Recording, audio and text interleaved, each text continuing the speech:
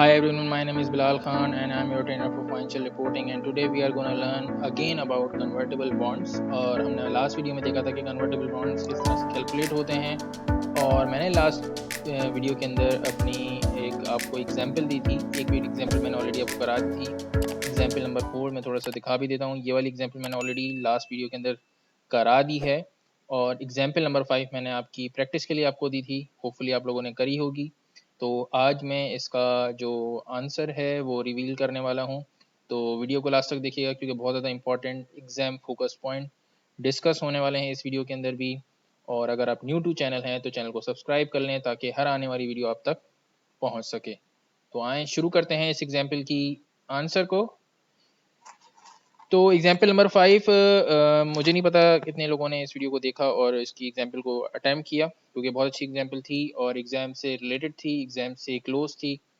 तो आए इसको पहले पढ़ लेते हैं और फिर मैं इसका आंसर कराने वाला हूँ आज। तो ये इसका सॉल्यूशन है जी। तो ये इसका सॉल्यूशन है जो कि मैं भी आज कराने वाला हूँ। तो आए क्वेश्चन को पढ़ लेते हैं। What amount will be shown as a financial liability and as equity when the convertible bonds are issued? Financial liability आपको बताना है, प्रेजेंट वैल्यू लाइबिलिटी बताना है और करंट और नॉन करंट लाइबिलिटी में भी इसको डिफरेंशिएट करना है। अच्छा, ये फिर नीचे एक और एक ही रिक्वायरमेंट भी है। What amount will be shown in the statement profit and loss. Profit and loss में हमारा क्या अमाउंट जाएगा, क्या क्या चीज़ें प्रॉफिट एंड लॉस में जाएंगी और क्या क्या चीज़ें बैलेंस शीट यानी स्टेटमेंट ऑफ फाइनेंशियल पोजीशन में जाएंगी। ईयर 1 to 3 1 से 3 का पूछ रहा है तो तीनों साल का बताना पड़ेगा। Work to the nearest thousands तक हमने बताना है यानी 30 को इग्नोर करना है। इसमें कुछ लोगों को बहुत प्रॉब्लम भी होती है 30 को क्योंकि वो ज़्यादा बड़ा अमाउंट लेते हैं एग्जाम प्रेशर कंडीशन के अंदर। क्योंकि अगर आप बहुत ज़्यादा बड़ा अमाउंट दें तो आपके कैलकुलेटर में भी हैंडलिंग का इशू होता है क्योंकि पर्सनली मेरे साथ ऐसा हो चुका है FI के पेपर के अंदर। तो इसको बड़ा ख्याल से हमें देखना होता है कि हमने थाउजेंड्स कितने लेने हैं और कितने थाउजेंड्स नहीं लेने हैं, या मिलियन लेने हैं या बिलियंस लेने हैं, वॉट एवर। ठीक है, तो आए क्वेश्चन को पढ़ लेते हैं। An entity issues 2% convertible bond at their nominal value of 36,000। nominal value मतलब par value, par value या nominal value एक ही बात होती है। 2% कन्वर्टेबल बॉन्ड्स हैं जो कि कन्वर्ट हो सकते हैं इक्विटी के अंदर और उनकी पार वैल्यू इसने हमें $36,000 दी हुई है और 2% हमें इसने क्या दिया हुआ है, इससे इसने हमें 2% कूपन रेट दिया हुआ है। सही है, क्योंकि कूपन रेट पे जो भी इंटरेस्ट होता है वो पे होता है। तो हम 2% के थ्रू पार वैल्यू को मल्टीप्लाई करेंगे तो हमारे पास इंटरेस्ट पेड आ जाएगा। Interest payable annually in arrears, हमें पता है अगर कुछ ना बोले तो भी एरियर्स में होता है। अगर कुछ बोल रहा है, खुद बता रहा है जैसे यहाँ पे बता रहा है तो अच्छी बात है। अगर ना भी बोले तो कोई मसले की बात नहीं है क्योंकि हमने अज्यूम यही करना है कि एरियर्स में पेमेंट हो रही है। The bonds are convertible at any time up to the maturity into 40 ordinary shares for each $100 of bond। $100 यानी 36,000 को आप अगर 100 से डिवाइड करेंगे, जितने भी बॉन्ड्स बन रहे हैं वो कन्वर्टेबल हैं into 40 ordinary shares for each $100 of bond. ठीक है, जितने भी बॉन्ड्स बन रहे हैं वो कन्वर्टेबल हैं into 40 ordinary shares at the time of maturity. Eight any time बल्कि इधर इसने बोला हुआ है तो उसमें कोई घबराने की बात नहीं है, एक ही बात होती है एट द टाइम मैच्योरिटी करें या ड्यूरिंग द मैच्योरिटी, क्योंकि normally exercise at the time of maturity हो रहा होता है। Alternately the bonds will be redeemed at par after 3 years। ठीक है, वरना रिडीम हो जाएगा। Similar non convertible bonds would carry at in an interest rate of 9.1%। ये इसने हमें क्या दिया हुआ है, इफेक्टिव या मार्केट इंटरेस्ट रेट दिया हुआ है। The present value of $1 payable at the end of year based on rates, इसने हमें रेट्स ऑलरेडी कैलकुलेट करके दिए हैं, हमें डिस्काउंट करने की ज़रूरत नहीं है। तो होपफुली आपको क्वेश्चन समझ में आ गया होगा। तो आए जल्दी से सॉल्यूशन पे चलते हैं। सॉल्यूशन पे जब इनिशियल रिकग्निशन होती है हमारी तो उसकी एक एंट्री बनती है। इसने हमें एंट्री मैंने पहले ही बनाई हुई है यहाँ पर। तो सबसे पहले हमने क्या करना होता है, प्रेजेंट वैल्यू टेबल बनाना होता है। आए प्रेजेंट वैल्यू टेबल बना लेते हैं। ईयर 1 2 3 तीनों दिए हुए और कैश फ्लो कैलकुलेट करने। कैश फ्लो कैसे कैलकुलेट होगा, par value multiply by coupon rate. ये देखें मैंने नीचे कैलकुलेट किया हुआ है। 2% इंटू 36,000 मेरा 720 आया।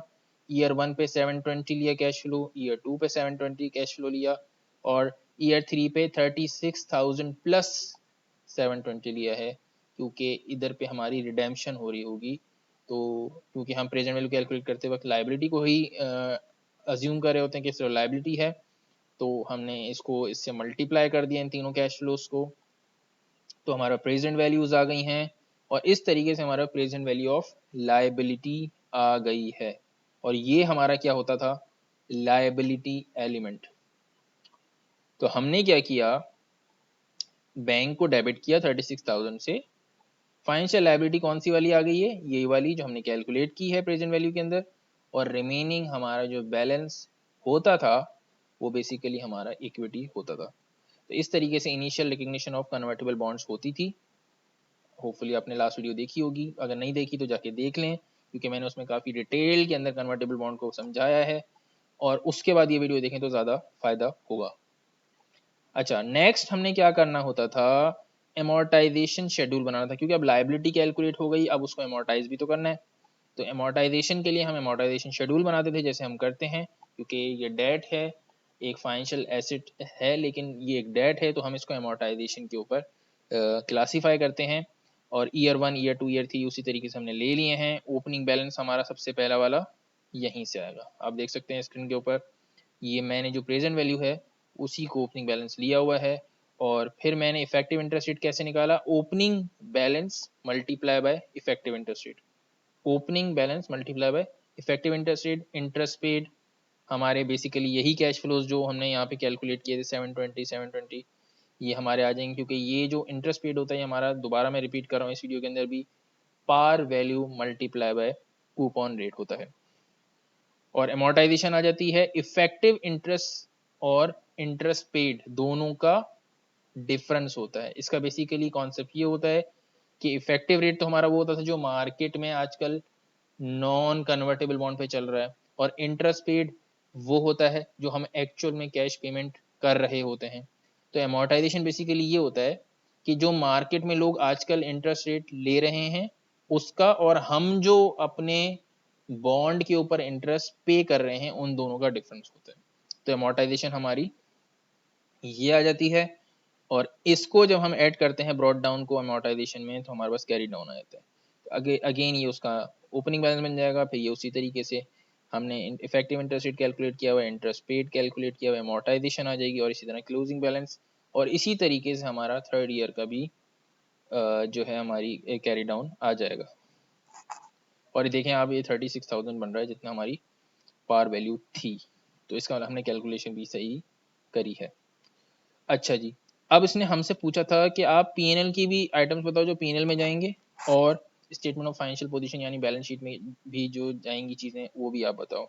तो हमने यहाँ पर देखें आप, ये मैंने एक छोटा सा स्क्रीनशॉट लगाया हुआ है, ऑलरेडी कैलकुलेटेड है ये। तो जितने भी इंटरेस्ट पेड हैं या इफेक्टिव इंटरेस्ट रेट हैं, वो सारे हमारे पीएनएल में जाते हैं फाइनेंस कॉस्ट के अंदर, 2688, 2867, 3062, ठीक है, इस तरीके से। और जो हमारी लाइबिलिटीज़ हैं वो इस तरीके से आ रही होंगी। इसमें हमें तीन चीज़ें हमने बताई हैं। इक्विटी ऑप्शन देखें, ये 6458, 6458, 6458, ये हमने कहाँ से लिया, ये देखें, ये रहा। ये तीनों साल जब तक मेच्योरिटी नहीं हो जाती ये 6458 ही रहेगा। नॉन करंट लाइबिलिटीज 315101 ईयर 1 में आ रही है, ये देखें यहाँ से, ये जो अमाउंट है ये बेसिकली यहाँ आया है। फिर ये आया है 33658, ये राउंड ऑफ करके 33658 है बेसिकली, ये सेकंड ईयर की नॉन करंट लाइबिलिटी होगी। और थर्ड ईयर में कोई नॉन करंट लाइबिलिटी होगी नहीं, क्योंकि हमारा टेन्योर ही खत्म हो जा रहा है यहाँ पर आकर। और करंट लाइबिलिटीज हमारे पास सिर्फ थर्ड ईयर में आ रही है, क्योंकि इसके अंदर सारी नॉन करंट लाइबिलिटी थी। ठीक है जी, तो इस तरीके से हमने इसकी पूरी कैलकुलेशन कर ली, और ये हमने इसको सॉल्व कर लिया है। होपफुली जिन लोगों ने इसको अटेम्प्ट किया था उनको ये आंसर समझ में आ गया होगा, किसी ने गलत किया होगा, किसी ने सही किया होगा, दोनों के लिए ये एक यूज़फुल आंसर है और उनकी हेल्प हो गई होगी यकीनन। तो ये अच्छा, इसके अलावा एक मेरे पास और एग्जांपल है जो कि आप, इसका मैं आंसर आपको नहीं दे रहा, जिसको चाहिए हो वो मुझे कमेंट कर सकता है, लेकिन फ़िलहाल मैं इसका आंसर नहीं दे रहा। ये आप नोट डाउन कर लें और इसकी भी प्रैक्टिस कर लें। इसके बाद मुझे नहीं लगता कि कन्वर्टेबल बॉन्ड आपको इसका कॉन्सेप्ट में थोड़ा सा भी डाउट रह जाएगा। तो ये एग्जांपल भी आप देख लें, और कोई भी क्यूरीज़ हैं तो आप मुझसे कमेंट में पूछ लें, कोई मसले की बात नहीं है। I will answer you whenever I will get time, तो मैं आपको आंसर करूँगा। तो वीडियो को यहीं तक रखते हैं। होपफुली आपको वीडियो अच्छी लगी होगी और समझ में भी आई होगी। कोई भी क्यूरीज हैं, कमेंट और क्वेश्चंस हैं, वो आप कमेंट में मुझसे पूछ सकते हैं। I will be here with a new video very soon. Till then, good bye.